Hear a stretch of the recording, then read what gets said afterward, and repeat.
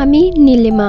আমার হাজব্যান্ডের নাম সজীব। আমাদের সম্পর্কটা হয়েছিল প্রেমের মাধ্যমে। ইন্টার ফাইনাল দেওয়ার পর বাড়ি থেকে বিয়ের অনেক চাপ দিচ্ছিল। বাসায় বলতেও পারছিলাম না ওর কথা, কেননা ও তখন পুরোপুরি বেকার ছিল। গুনে গুনে 4টা বিয়ে ভেঙেছে ওর জন্য। এক পর্যায়ে আমার বাবা আমার বিয়ে ঠিক করে ফেলে একটা প্রবাসী ছেলের সাথে। তার মা এবং বোন এসে আমাকে দেখে এবং আংটি পরিয়ে দিয়ে গেছে। ওকে যখন জানালাম তখন ও খুব কাঁদলো এবং বলল যে আমাকে তুমি মাফ করে দাও, আমি তোমার জন্য কিছুই করতে পারলাম না। ঠিক সেই মুহূর্তে আর কোনো উপায় না পেয়ে ওর হাত ধরে পালিয়ে গিয়ে বিয়ে করে ফেলি। ওর ফ্যামিলির অবস্থাও অত একটা ভালো ছিল না। তো আমি আসার সময় আমার কিছু গহনা নিয়ে আসি। সেই গহনাগুলো বিক্রি করে ও আর আমি একটা ভাড়া বাসায় উঠি।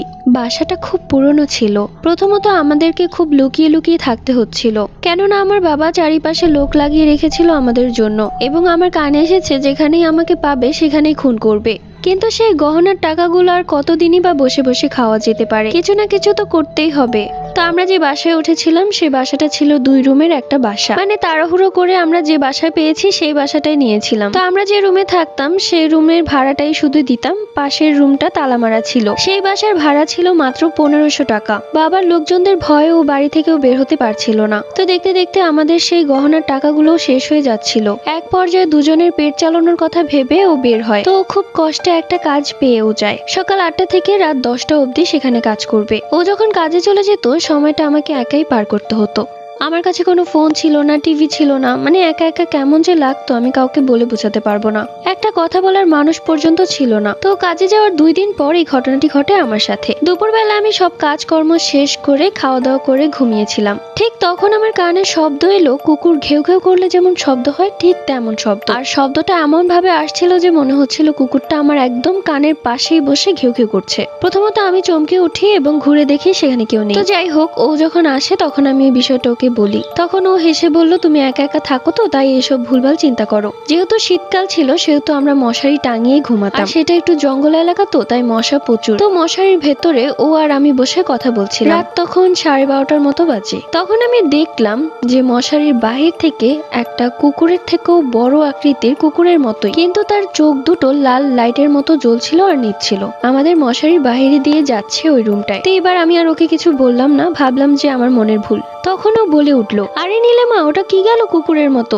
এই কথা শুনে আমি ওকে বললাম, তার মানে তুমিও দেখেছো? এইবার তো আমাদের দুজনেরই গায়ের লোম দাঁড়িয়ে গেল। মানে আমাদের এমন অবস্থা ছিল যে মশারির বাহিরে যে বের হবো সেই সাহসটুকু নেই। আমি ওকে বললাম যে তুমি তাড়াতাড়ি লাইট অন করো। যখন ও লাইট অন করতে যাবে ঠিক তখনই ও দেখতে পেল ওই রুম থেকে সেই জিনিসটা আবারও আসছে, এবং সেটা একটা না বরং 2টা। চোখ জ্বলছিল, নিপছিল, আর কুকুরের থেকেও অনেক বড়। 4 পায়ে হেঁটে হেঁটে আমাদের রুমেই আসে। আমি আর সজীব স্তব্ধ হয়ে গেলাম। মনে হচ্ছিল আমাদের দেহে কোনো প্রাণ নেই, পাথরের মতো দাঁড়িয়ে আছি, না পারছি নড়তে, না পারছি কিছু করতে। আর সেই কুকুরের আকৃতি দুটো আমাদের সামনেই আসতে লাগলো। মনে হচ্ছিল তারা খুব ক্ষুধার্ত। আমরা এই বাড়িতে তাদের খাবার হিসেবে এসেছি। আজকে আমাদের শেষ দিন। আজকে আমাদেরকে ওরা খেয়ে ফেলবে, যেমনটা ক্ষুধার্ত বাঘ শিকার করে থাকে। আর কোনো কিছুই নিতে পারলাম না। দুজন একসাথে জ্ঞান হারিয়ে ফেললাম। যখন আমার জ্ঞান ফিরলো তখন দেখলাম সজীব এখনো অজ্ঞান অবস্থায় পড়ে আছে। চারিপাশ থেকে শোনা যাচ্ছে মাগরিবের আজান। ঘরটা কেমন অন্ধকার হয়ে আছে, দেখেই ভয় লাগছে খুব। আমার সবকিছুই মনে পড়ে গেল। আমি সজীবকে ধাক্কাতে লাগলাম। আমার ধাক্কার কারণে সজীবের জ্ঞান ফিরলো। সজীব ভেবেছিল যে তারা আমাদেরকে আক্রমণ করে মেরে ফেলেছে, কিন্তু আমাদের কানে ভেসে এলো আজানের শব্দ। আমি সজীবকে বললাম, সজীব, এখনই আমাদেরকে এই বাড়ি থেকে বের হতে হবে। আজান শেষ হয়ে গেলেই হয়তো তারা আমাদের উপর আবার হামলা করতে পারে। সজীবও বলল, হ্যাঁ ঠিক বলেছো। এরপর দুজন দুজনের হাত ধরে এক দৌড়ে বেরিয়ে যায় সেই বাড়ি থেকে। আমাদের ঘরের সব জিনিসপত্র সেভাবেই রয়ে গেল। জিনিসের মায়া পড়ে, আগে নিজের জান বাঁচাতে হবে। সজীব বলল, নিশ্চয়ই এই বাড়িতে কোনো সমস্যা আছে। বাড়িওয়ালা আমাদেরকে হয়তো কোনো কিছু গোপন করেছে, কেননা ঢাকার মধ্যে 1500 টাকার ঘর ভাড়া কেউ দিবে না, তার উপর রুমগুলো টাইলস করা।